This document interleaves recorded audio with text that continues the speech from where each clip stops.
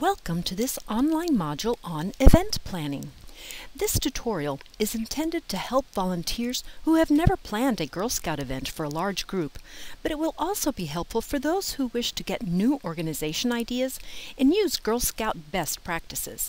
We will review important elements of Girl Scouting event planning and explore resources available to you in GSSI. Let's start with reviewing the Girl Scout leadership experience and why you, as an event planner, should care. As you know, Girl Scouts is the premier leadership experience for girls. All Girl Scout programs should enhance and support the GSLE. When girls join Girl Scouting, we promise them that they will embark on an incredible experience. We use certain activities and processes to achieve 15 measurable outcomes. The end result, girls that lead with courage, confidence, and character as they make the world a better place. All Girl Scout programs should utilize at least one Girl Scout process.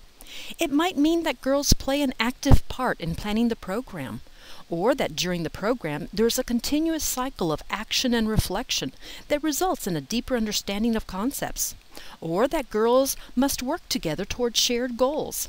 For an example, an event planned by teen Girl Scouts will be girl-led and can incorporate many aspects of learning by doing if the participants learn how to do something by trying it out. In addition, through their participation in the event, girls should understand themselves and their values, connect with what they care about as they team up with others, or take action to make the world a better place. Before you start planning, examine why an event is needed. Is it to provide a leadership and learning opportunity for girls and volunteers? Will you use it as a retention or recruitment tool? Will the girls use the event to earn specific patches, etc.? Regardless of the specific purpose of an event, it is a great opportunity for adults and girls to develop leadership, project management, organization, budgeting, and public speaking skills. When selecting a specific purpose, be sure it is inclusive of all Girl Scouts. Plan your program with the GSLE outcomes in mind. Focus on 1 to 3 realistic, achievable leadership outcomes. Upon completion of your program, evaluate the success of the program based on whether the participants.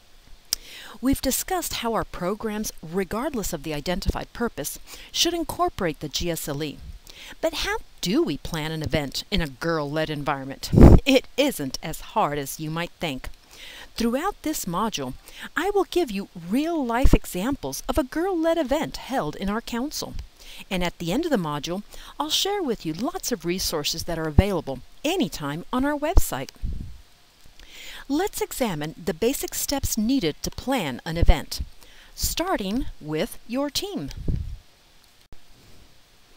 A key factor to consider when beginning program planning is whether the program will be primarily planned and coordinated by an individual or by a committee of volunteers and/or girl members. When making this determination, consider the time required to plan and execute the program and the knowledge level required. Your event should incorporate the Girl Scout processes from the beginning. While this does not necessarily mean that we expect daisies to know how to plan a day camp for your entire service unit, it does mean that you should engage girls as much as possible. Perhaps you can survey some daisies to find out their favorite activities. As appropriate, girls should be a part of program planning and execution wherever possible. Adding girls' voices to your planning group will help ensure that the program is fun and relevant to your audience. In our real-world example, cadets, seniors, and ambassador girls in Southwest Warwick have planned a World Thinking Day event for the younger girls for many years, with an adult acting in an advisory capacity. Two of the hardest parts in dealing with teens is their schedule and communication. If you thought adults are busy, you probably don't have a teenager. If you truly want the girls to be involved in planning, be sure to schedule meetings based on their schedules and availability. For example, we found that Sunday afternoon was the best time to meet. But even so, we never had all girls attend any given meeting because of work schedules, homework load, sports, etc. Be flexible so that even if a girl misses a meeting, she still feels that she is an important team member. That might mean repeating some discussions. If you have a teenager, you know that communication is fragile. Be sure to repeat key information at every meeting and share them with everyone using the best method for them. It might be email or written notes, Facebook, or texting. You may also want to copy the adults so they can help remind the girls. Once your planning team is determined, begin outlining the key components of the program. But since plans are likely to change during this preliminary phase, you should not make final arrangements until you reach step 4. Start by identifying the overall idea or theme. Is it career exploration, the environment, a specific skill or value? Consider how you can connect the program with the national program portfolio. While we encourage a connection, we do not encourage trying to earn a badge or journey award in one event. After all, recognitions are about education, not decoration. Back to our real-world example, the overall theme of the event was World Thinking Day. The teens decided to promote world friendship by focusing on teaching the younger girls about another country, specifically Japan, because several of the high school girls were in Japanese classes or had an interest in this country that is so important to the world. Review evaluation results from past events, if applicable, and take steps to improve the program. Brainstorm resources, people, places, things you have in your area that could help you accomplish your goals. We'll talk about some other resource ideas at the end of this module. Consider who is your target audience, who is most likely to attend, who do you want to attend. Don't forget your original purpose. Select an event date that allows the maximum number of participants from your targeted audience to attend, and allows the necessary time to plan and coordinate the program. When considering options for locations, there are lots of issues to think about, including whether it is centrally located and easy to reach for your target audience. Is it accessible for everyone? Is it large enough for your anticipated participation? Is it available on your potential dates? What amenities does it have, such as a stage or a kitchen? What is the cost and who is responsible for setup and cleanup? You will also need to know their cancellation policy. If a contract is needed, who will have keys to the facility, and more. With our Nippon Adventure example, these decisions were fairly easy. We have done similar events for several years and have kept good records, so have developed some reusable templates. For resources, the girls immediately thought of their Japanese language teacher at the high school and several area merchants. The audience started as a K-5 at the cluster level many years ago. Then it grew to the service unit, and last year the girls decided to extend the invitation to our neighboring service units. In our case, the timing was more adult-led. The date was decided back in the fall to allow troops to save the date, though we had no other details at that point. We knew it would be around World Thinking Day, but had to be before cookie delivery, which didn't leave many options. It also had to be far enough into the new year to allow for advertising and registration after the holidays. We then backed up our planning meetings from that date. We also had 2 tiers of organizers. The ambassador troop took lead and made some decisions on their own in the fall, before involving the larger group of teens in December for this February event. We are fortunate to have used a church for many activities, so decided to stay there since it is centrally located, has many nice amenities, and a large enough area that we would not have to limit the number of girls. And they do not charge a fee for Girl Scouts. What will participants be doing at the event? Brainstorm ideas for sessions that will meet your outcomes, and consider how to incorporate more of the Girl Scout processes by thinking of fun, age-appropriate, hands-on, and team activities. Things to consider include overall structure. In other words, will you have a set schedule or an open-ended session where attendees go through activities at their own pace? Will there be a formal opening and/or closing? Will participants be split into smaller groups? If so, how? By age, school, troop? Will you be designing activities that apply to all ages, or will you be customizing by age level? These are just a few of the questions that you should ask at this stage of planning. Remember, you'll develop more details later in the planning process. When our teen girls met, they liked the idea of having a general opening and closing, but dividing the girls into age levels to go through the stations with girls of their own ability and maturity. The teens brainstormed various activities that would appeal to young girls and yet teach them something about Japan. While they may not have been thinking of the GSLE terms of learning by doing and cooperative learning, the adult mentors were certainly impressed how easily those concepts were incorporated. A chopstick game, or having the girls work together to create a group dance, are great examples of those processes. You should also start considering how you will communicate your event to others. Create an event description that will excite your audience. Will you advertise through word of mouth, flyers, council website, school, local newspapers? Remember that GSSI has resources to help you. While you may have all the expertise needed within your group, consider whether there are community resources you can bring to the event. Guest speakers or other partners are a great way to get the community involved in Girl Scouting. Your location and activities will have a large impact on what your event capacity and participation cost will be. Outline a preliminary program budget by brainstorming your possible expenses and sources of income. Expenses may include location, supplies, food, and insurance. Income might include group funds, grants, and participant fees. In the next step, we will review a budget template that can help you determine fees. For our event, we developed a rough budget based on previous years, since we wanted to start advertising before the larger teen group was slated to start finalizing the plans. We made sure to include extra insurance since we knew we would have non-member parents want to attend with their daughters, a donation to the church, money to cover our community service project, snacks, and supplies. Now that you have spent some time outlining a plan, it is time to dig deeper into the details of your event. In step 2, you did a lot of brainstorming and research to come up with that rough plan. But because so many factors have to be taken into account, it is a good idea in step 3 to put it in writing those ideas that seemed would work best to accomplish your goals. We have some handy tools on our website to help you get and stay organized. Let's start with the planning budget worksheets. The program planning worksheet is simply one way to organize the event plan.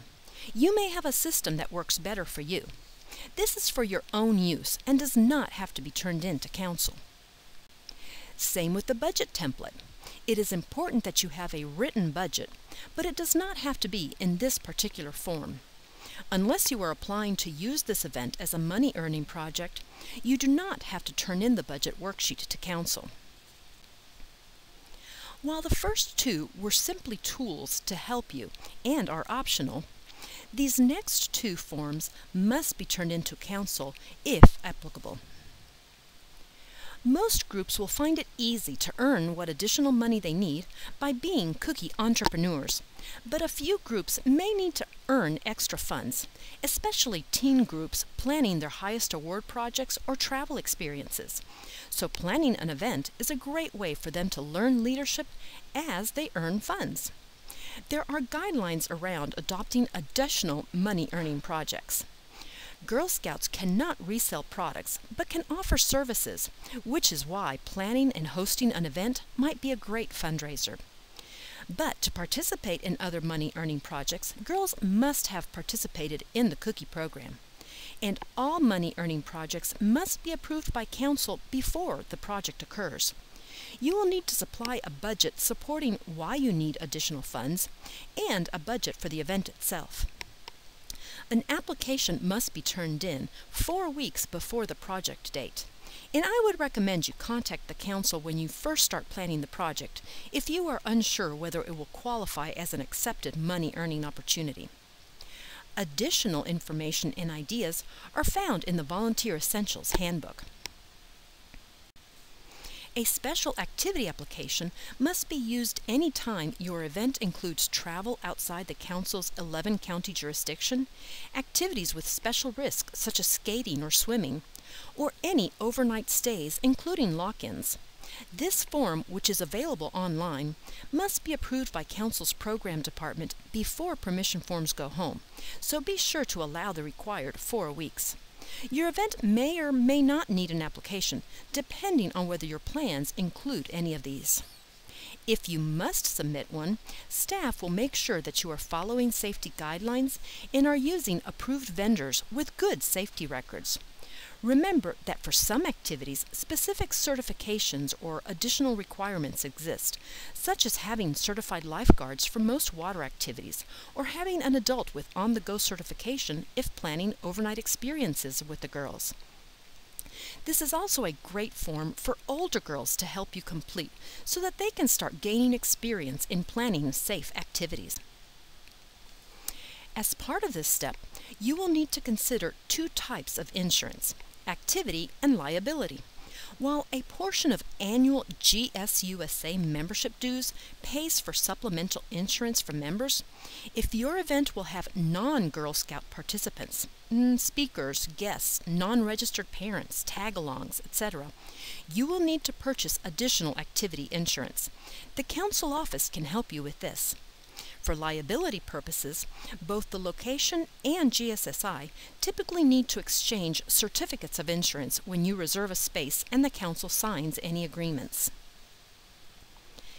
Now that you have written down your plans, developed a budget, and submitted any necessary applications, let's move on to Step 4 to finalize the details.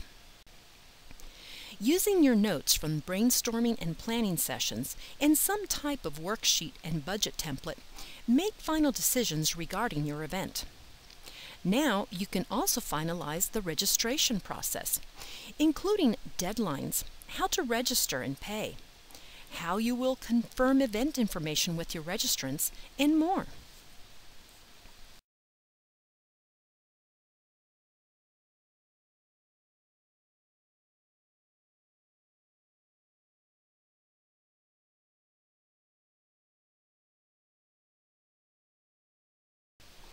Managing risk is a critical aspect of event planning.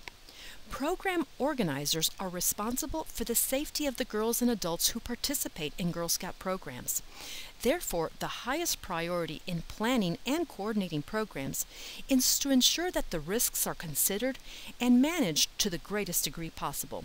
Some primary safety areas to include in your planning are ensuring girl-adult ratios as required in the safety activity checkpoints, obtaining written parental permission for girls to participate in the activity, having easy access to basic medical information in either the annual or event permission forms, having current emergency contact information for all participants, and that means having contact numbers for people not at the event, and having clear procedures for girls to be checked in and out of the event with proper supervision at all times. The Girl Scout motto is "Be prepared," so have plans in place for the unexpected, such as medical emergencies or other incidents, handling girls with different abilities or dietary restrictions, weather emergencies, and handling the environmental impact of your event. Step 5 is when you get to put all your hard planning work into action. The Council's Event Planning Guide has a program timeline checklist that you may find helpful to ensure the success of your program. Be sure to engage all girls and have fun. Congratulations on a great experience with and for girls, but you aren't done quite yet. Step 6 is critical to the process, both for practical reasons as well as to make the most of the leadership experience. Wrapping up, The event includes a variety of actions such as paying outstanding bills, sending thank you notes, which by the way is a great way to further involve the girls, storing permission forms, and submitting a program event summary and program check-in roster to council. But it should also include a deliberate effort to discuss with attendees and planners what worked and what didn't, how the event could be improved or expanded. This could be done with a fun reflection activity at the end of the event, a formal paper or electronic survey of participants, an email to troop leaders who attended, or even a fun meeting with your committee over coffee or cookies. Just be sure to document these discussions for future use.